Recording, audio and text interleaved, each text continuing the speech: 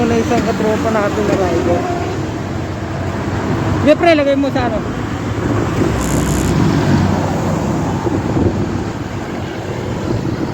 Sige, alalayan mo muna pa, andar mo konti. Ay, tulak mo lang yan.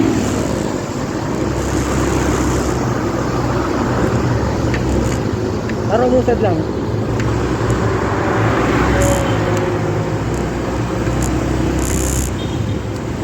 Nauna, sige.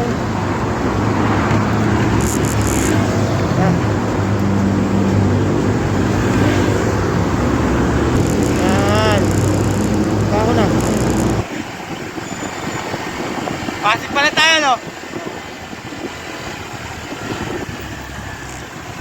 Okay, diretso mo lang.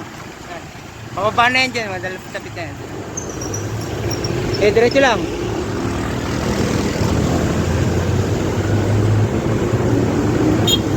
Apa? Walang gas? Nasiraan, boss. Pupugak-pugak eh. Okay, diretso mo lang, may pipreno ka. At ako hirapan yan. Yun. Lalay lang tayo, lalay.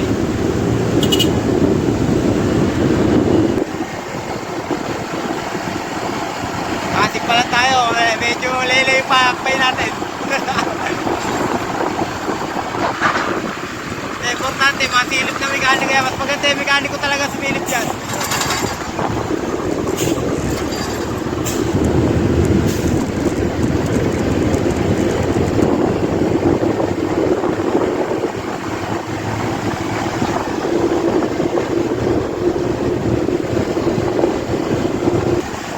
Buti lang din, maganda-ganda yung kalsada, no?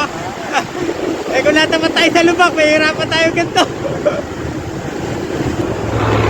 Medyo out.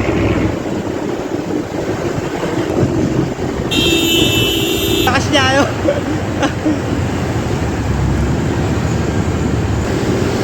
Kasi galit na ako para kahit pa paano may ano eh. Ayan, lapit na tayo.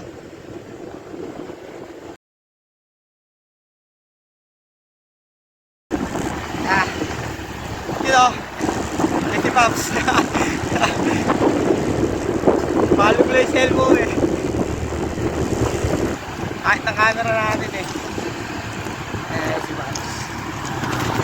O diba? No? Okay.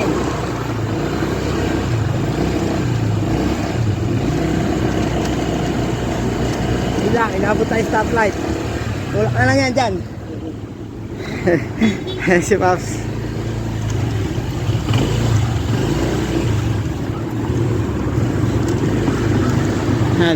Yun, malapit na. Tulak natin. Yan, dyan. Pacheck mo na yan dyan, Pops.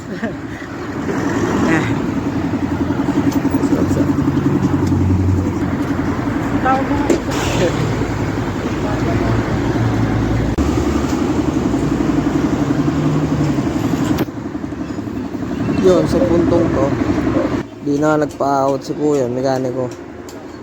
Binaklas niya na yung mga gusto niyang baklasin. Tatanggal niya na yung mga tornilyo sa bearings. Tripan niya na yung motor, yun. Kalit yung tornilyo eh. Basta baklas ng baklas si kuya, yun. Sige, kalikutin mo na, kalikutin.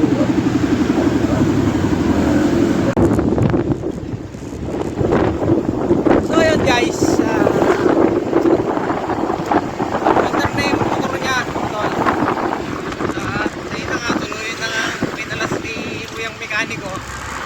hindi ko rin alam kung magkano kaabutin doon.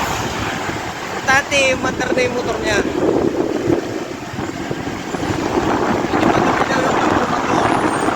Pero 11 months pa lang yung motor niya. Marumi daw, ewan ko kung ano nangyari ron. Natin kinalas ni Kuya yung mekaniko.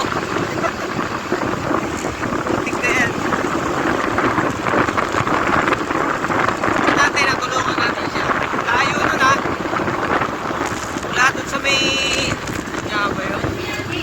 Bridgestone Boulevard along C5 mula doon hanggang Libis pa Riverbanks. Tinulak natin siya doon. Medyo malayo pero importante. Ay, agad dito sa Tulungan may natin Libis. siyang dalhin sa mekaniko yung motor mo. At lang may malapit na ano mga motor. Kapag kami nakita tayo mga ganon na nasisiraan, tulungan natin. Lalo may ibang tutulong dyan, di tayo lang din kapwa riders na din. So yun lang, uwian na to. At ako'y gutom na. Bye!